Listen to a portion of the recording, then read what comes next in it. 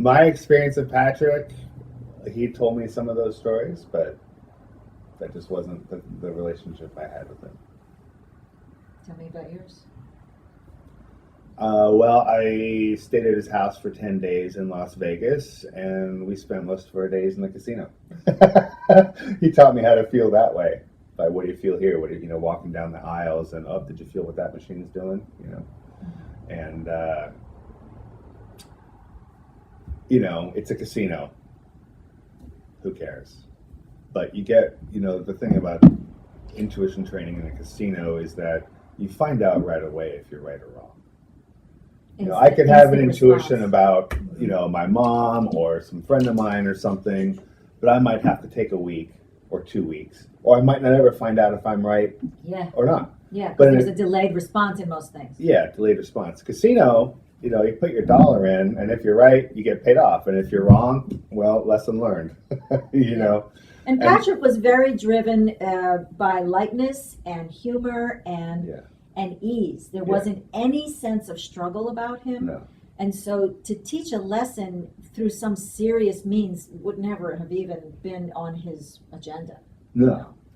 Let's do this and have fun. Yeah, absolutely. And an example of that is, I don't remember where, which place you're at, but, he said, hey, why don't you go over to that craps table and just do what feels right, And as soon as I walk up to the table, it feels right to put money on number 5, So I think the minimum bet, you had to do the minimum bet was $1 on anything, but you had to have 5 total. You had to have what? Hey. $5 total spread out on the table. Okay. Well, I put my entire $5 on the number 5 because that's what felt right. And she, there was nobody else at the table except the dealer, and she spun the wheel and it landed on 5, and she handed me $150. Nice. It was awesome. Nice. And it wasn't about getting $150 in my pocket. It was validation. About validation and learning what that feels like in my body. Like, okay, I've got this intuitive hit, and the intuitive hit was correct, and here's the payoff.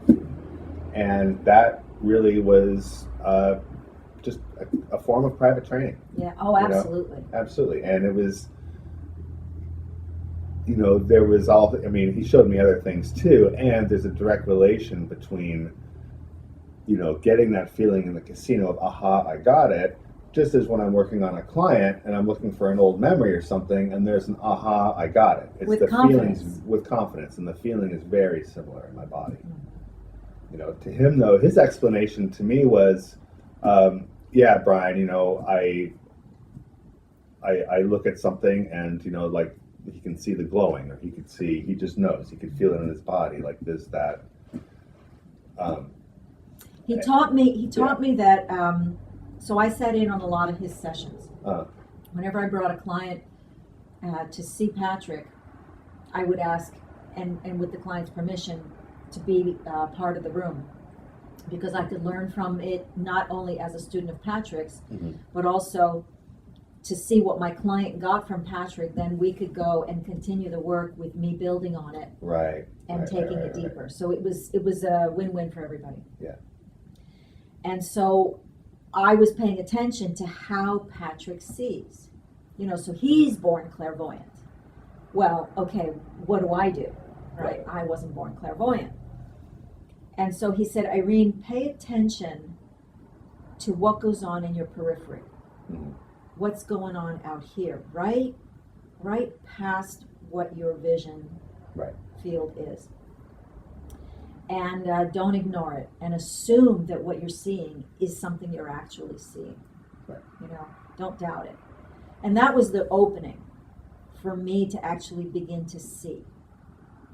I don't know why checking your periphery is the way to do it. Maybe it's like, those pictures of Find the Dolphin.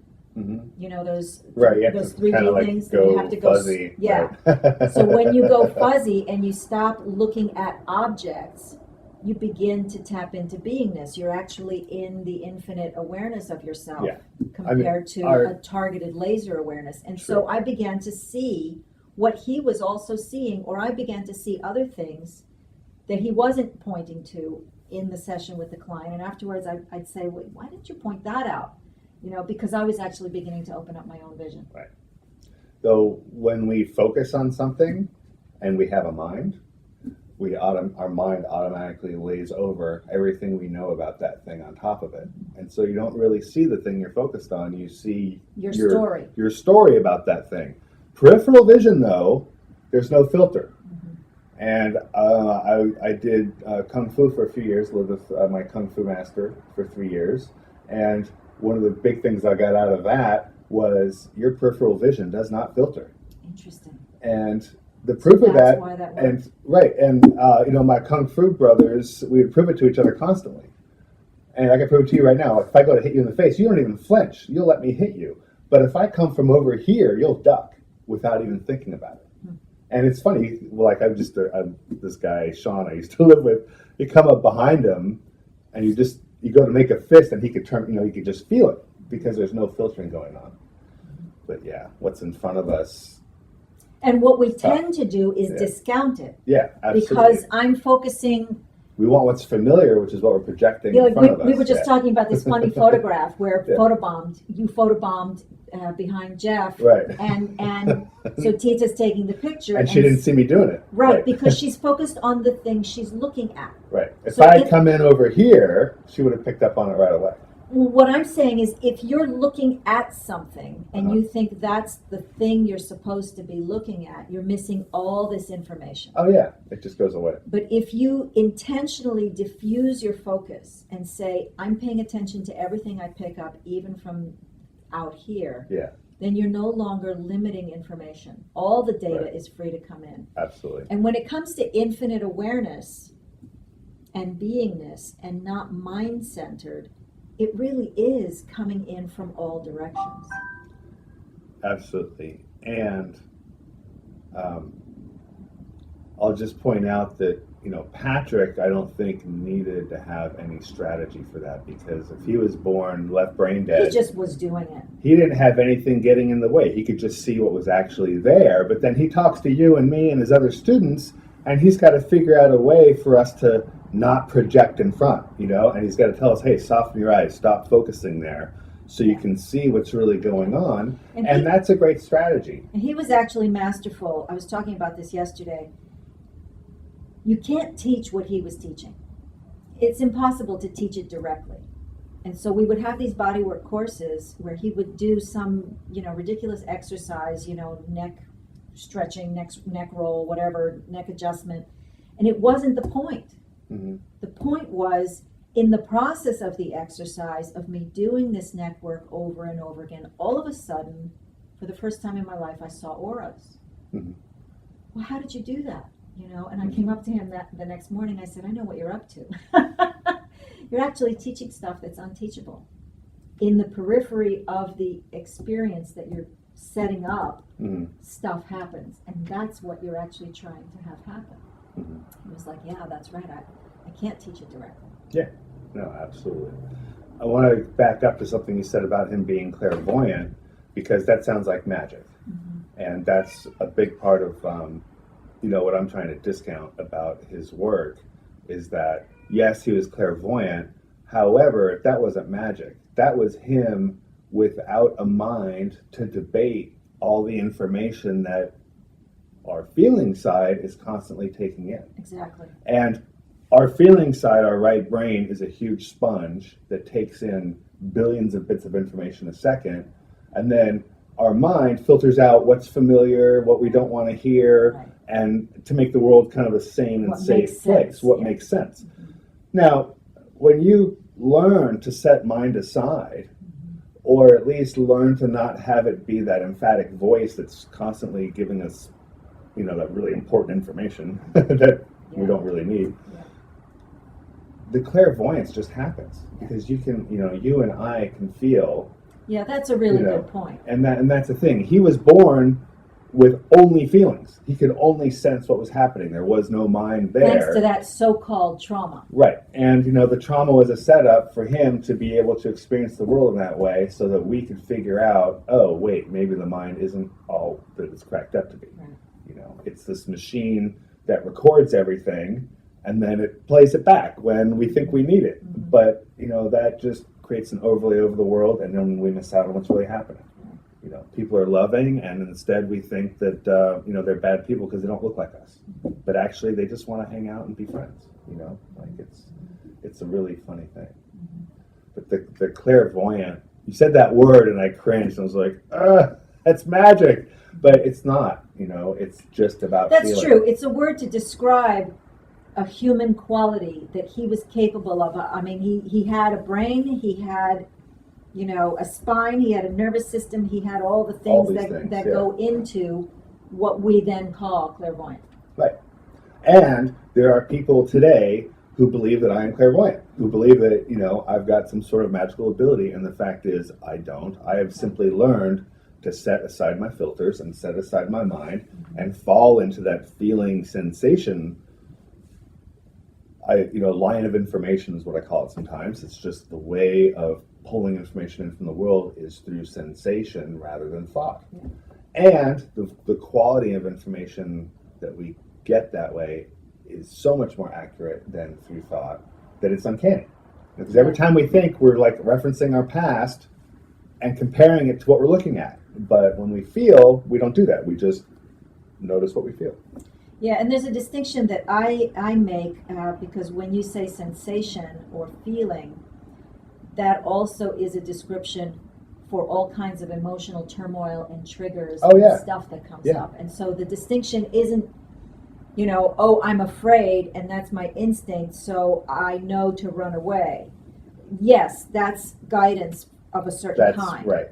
But what the language that I would use is it's more like a sense, a knowing, that's so immediate, that has no data, no background, no talk, no process to getting there, and it often comes for me just naturally. I'll be talking to a client, and I'll randomly, just out of my hat, pull an example. Yeah. Just the most random thing I could think of, and I'll say exactly what they needed to hear. Exactly. Right? I'll say, imagine let's say you were 5 years old and your grandmother fell down the stairs. Right. And then they remember, oh my gosh, that happened, right? Exactly. And they'll say, how did you know that? Right. And in class, and it's because I'm in touch. Yeah. And letting all of my stuff leave. Right. So I'm here entirely connected to what's going on in this conversation with this client for the service of what we're here to do. Right. I'm out of the picture, and so everything that comes through is for them. Yeah. And you have the ability to actually describe how that happened. Right. And that's, for years I put myself out as an intuition trainer. Like, I'll train you to have a better intuition. And what am I really doing? I'm training people how to not trust their mind, how to set their mind aside and to start trusting sensations and feelings. There are a lot of mechanics to what you're teaching. There are a lot of mechanics, and the most fundamental one is, and this took me about a decade of meditation to finally get, is that when we feel connected, we are connected. It's not possible to feel connected unless we're actually connected. Duh. What do you mean? Well, if I feel, of course. if I'm connected, if I feel connected with you, that means that we're sharing information. And that's the piece I didn't get. Oh, I see. And when we're sharing information, we are connected, right? You can't feel connected to somebody and yet not share information. It's not really connected. Mm-hmm. It's not a concept. It's not a concept, right? And so with a client, when I feel connected with that client, I know that I am connected with that client, and we are sharing information. So that gives me permission to just open my mouth and let come out whatever comes. Exactly. And sometimes it's very surprising. And what happens for me, the way I do that is through love. Yeah. So I'm in service. My commitment is service. My commitment is this client's freedom. It's my intuition. More coffee. Soon. We got a waiter. We got a waiter in this restaurant. And a little coffee. We'll get some more coffee. Thank you, sir. So what I do is I enter into, I really truly give myself permission to fall in love with my client. And when I am in love with my client from a place of complete commitment to your freedom. Right. Complete service to your freedom. Yeah. Then I trust that absolutely everything that's going to come out of my mouth is guided by that. Yeah. And I don't have to edit it. I don't have to second guess it. I don't have to filter it. Yeah. I don't have to know what's going to come out. Yeah, because you're so connected with that person that no matter what comes out is for them. And I trust it, and you trust it. because it's love. Right, because you're not filtering it first to make sure it's good enough to say anything, right? Or to Right. you just Right. let it come. Immediately. And yeah, and that's brilliant. And that's, my experience. I had somebody ask me, I went Sacramento a couple years ago now, maybe, this one time. I'm just laughing about the coffee. I know, that was funny. That guy is irresistible. I did an intro, and there was, I think, 20 people there, and 7 or 8 of them wanted sessions right here, right now. Like, that was it. They were pulling money out of their pockets, and, well, I must have really done a good presentation if a third of them want to give me money, And so, no problem. Set up the thing, okay, we're going to be here for a couple hours. And this woman who had taken my class one time before and had come to the intro and had brought her partner, after the first 4 or 5 sessions, she's like, don't you get exhausted? Don't you need a break? I hear that a lot. And I'm like, no, because it's love. And Yeah. when there's love, there's no effort. Yeah. So, if it's a struggle to do this work, then I'm you're not working too hard. connected. Right. Well, the thing is, if I'm connected and in love and in service, there's no effort. So if I feel effort, I've got to look at what's missing. I'm It's off okay. somewhere. Why am I not in service to this person? Why am what's going on here that I can't feel loving, or what's? And it's a great it's a marker for me. Yeah, as soon as you start taking it personally, as soon as you start thinking, this is a reflection on me, I want approval, I want to do a good job, this says something about me as a coach or a practitioner, to forget it. you're Makes no off. difference. You're off. You have to disappear, and it has to be about that person. Yeah, it's always about that person. Yeah. And it's just like in the casino. It's not about me winning. It's about that machine needs to vomit coins, right? I'm in service to that machine. I love that. It's a secret. Don't tell anybody. Oh. You got to be in service to the I machine. can't wait to try that. I shouldn't have said that on video. That's It's awesome. okay. Yeah, it's Nice. Yeah. I love that translation. It makes perfect sense. good.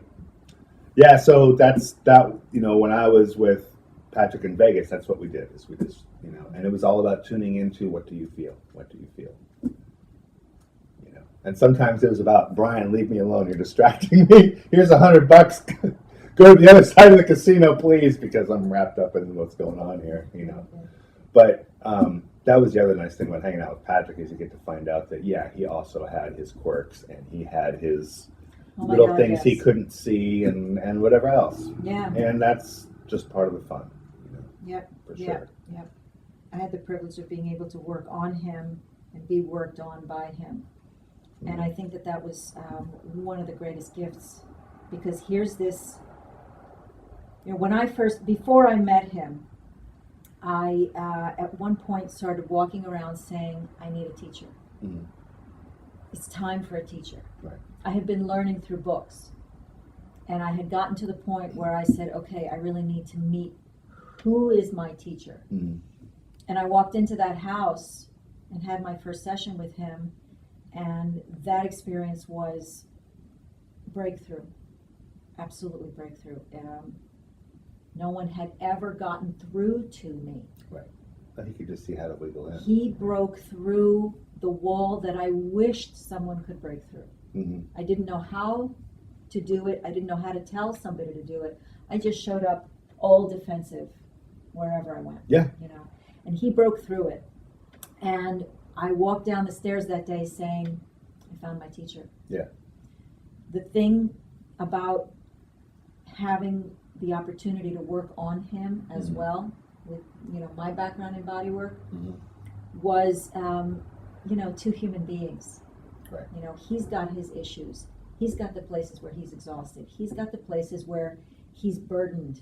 He's Yeah. got the places Oh, where yeah. he's got the blind spots, and he's allowing me to see that and support him through that. Oh yeah. It's like, I mean, he walk around telling people I'm retarded. Don't listen to what I say. Like he's like, don't listen to my opinions on Yeah. politics or Yeah. anything else. Yeah. Like, he's got no clue. He's Yeah. like, whatever. yeah, and so it brought it to the level of just two human beings. Yeah. You know, he's no better than me.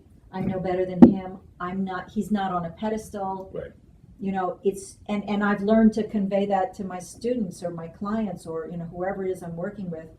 Because I came from a place in some of my studies where these teachers were holding themselves at such a place of putting themselves on a pedestal, you know, where, you know, I'm so tired of that. you know, there was this one teacher who, you know, she would have to have 3 costume changes during a workshop, and she would have an assistant designated just for ironing her clothes. Oh, you know? yeah. And then the impression that was given was, you may someday achieve the level of what Right. I have. Yeah. You know, and I thought that is so off. It really is. That is so off. Yeah. Let me teach from a place of, I'm a human being. I've got my issues. Please don't ever put me in a position where I'm your mom or I'm your, Right. you know, teacher in some way. Yeah, we What see that I've a lot. got- People put out, hey, I want to be your authority, and look, Yeah. I've got the nice haircut There's and the a- crisp clothes, and the you know. There's and a it's- burden to that, It's a huge you burden. know. Yeah, and it's not real. And so, you know, what I've got is I studied. Mm-hmm. What I've got is the gift of articulation. Mhm. What I've got is the ability to pass it on. Yeah. But I'm using this work just like you are. Yeah. To evolve myself. I may have spent the last week clearing something that you just came here to get help with. Right. Well, thank God, I just figured it out. Yeah, but that happens all the time. You clear something in yourself, and then everybody shows up and they want the same thing cleared. But then I have something that I'm still working on for next week, you know? Right. And then somebody shows up with the piece that I need to figure out what I've got going on, because they got it going on too, but they have insight that I don't have. Yeah. And so sometimes it's Or it goes both sometimes ways, you're too. in love with this client, you're in service to this client, you can see their issues clearly, and it's like, oh, what comes out of my mouth? Right. Oh, that's exactly what I needed to hear. Thank Thank you. Yeah, exactly. I know, and sometimes, you know, like the session's over and the client is walking away, and that's when I realize like how in love I am. And I'm like, oh, they're going away. Like I don't get to know. see them tomorrow or whatever. And yeah. that's where you have to let go. That's and when say, it's like, okay, the this healing isn't is for about them. me. This isn't Right. about the attachment. Yeah, exactly. But the attachment is also fun. You learn a lot from that too. So For it's sure. a good place to wrap. Yeah, it's good for now. Thanks for sharing about Patrick. Yeah, my You pleasure. know, it's good. I think it's be good for people come to my classes to know that the person I learned from was just in a different level, and I don't do what he did. I have a thin slice, and you know it works. And that's what's beautiful about us sitting here talking about him, because we get to convey to the viewer that there was this teacher, and it's not about doing what he did. It's Not at not all. about being able to do what he did. It's about he empowered us to find. My work is entirely different from yours. Yeah. But our work is exactly, The same. Yeah. It is, and also this isn't about teaching our participants or students how to do what we do. It's No. about teaching everybody how to do what they do, just like Patrick how taught to us open do up what your we do. doors. Right. And how to let it come through you. Right. And what's going to come through you is entirely unique to the way you do it. Right. So, Yeah. And, you know, if you figure out what Irene has going on and you figure out what I have going on, you really got to put them both merge together it, yeah. to figure out what's really going on. Because we only have one side. Yeah. Right? Yeah. All right. You're awesome. Thanks for Ditto. coming. Thanks for sharing. Yeah, my pleasure. Yay.